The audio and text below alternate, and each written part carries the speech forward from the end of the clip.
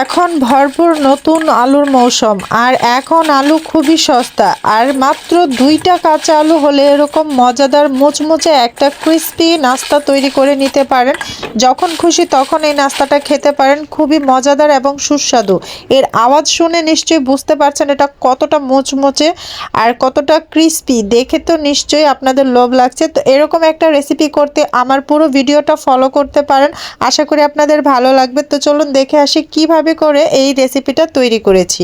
আসসালামু আলাইকুম, আবারও ওয়েলকাম জানাচ্ছি নতুন একটা ভিডিও দেখার জন্য। তো আজকে এই মাত্র 2টা আলু দিয়ে আমি একটা কুড়মুড়ে রেসিপি তৈরি করে দেখাবো, আশা করি আপনাদের ভালো লাগবে।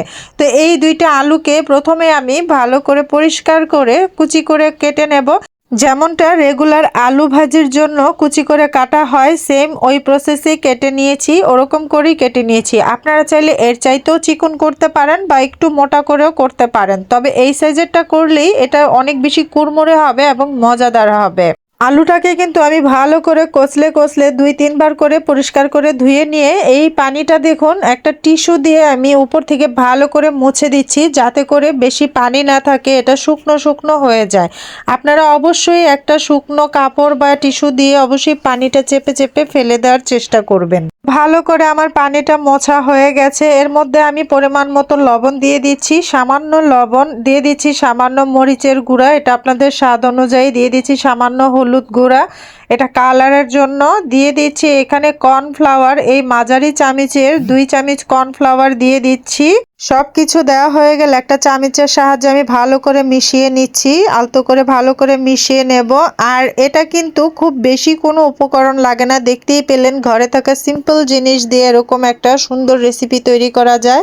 যখনই হালকা কিছু খেতে ইচ্ছে করবে, কুড়মুড়ে টাইপের কিছু খেতে ইচ্ছে করবে, বাজারের কেনা না খেয়ে আপনারা ঘরেই কিন্তু এরকম একটা মজাদার রেসিপি তৈরি করে নিতে পারেন। ছোট থেকে বড় সকলেই পছন্দ করবে এই রেসিপিটা। তো খুবই সহজ, খুবই অল্প উপকরণে হয়ে যায়। তো আমার মাখানো হয়ে গেছে, একটা পাত্রে কিন্তু আমি গরম তেল বসিয়ে দিয়েছি। আর এখন আমি আস্তে আস্তে করে অর্ধেকটা এখানে দিয়ে দেব। আমি 2 বারে ভাজা করে নেব। আপনারা অবশ্যই এটাকে ডুবো তেলে ভাজার চেষ্টা করবেন, এতে করে কুড়মুড়ে হবে, সব দিকটা সমানভাবে ভাজা হবে।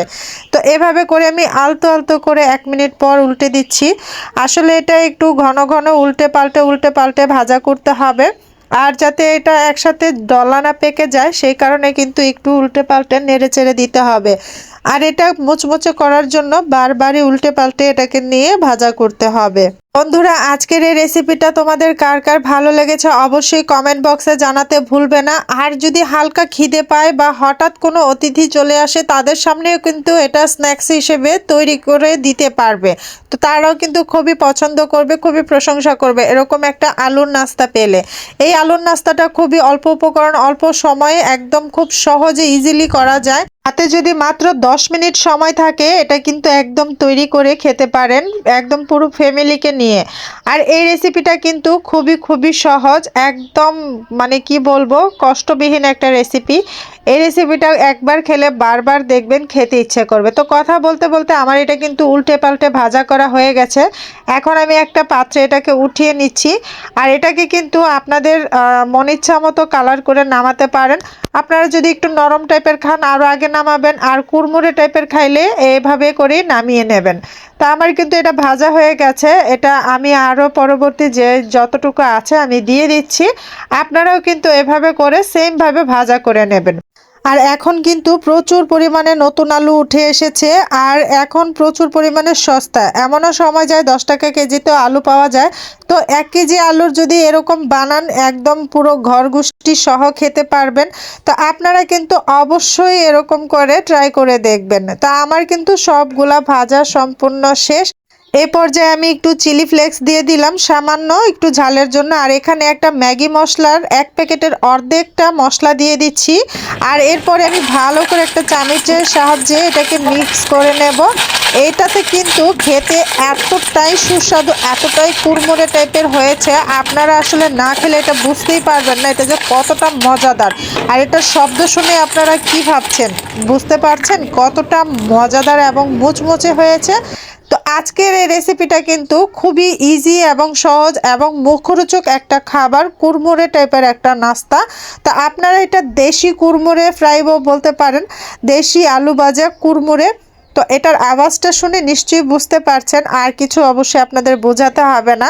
তা আমি একটু আপনাদের পরিবেশন করে দেখালাম, দেখুন কতটা সুন্দর হয়েছে, একদম হোটেল স্টাইলে, রেস্টুরেন্ট স্টাইলে আপনাদের পরিবেশন করে দেখালাম।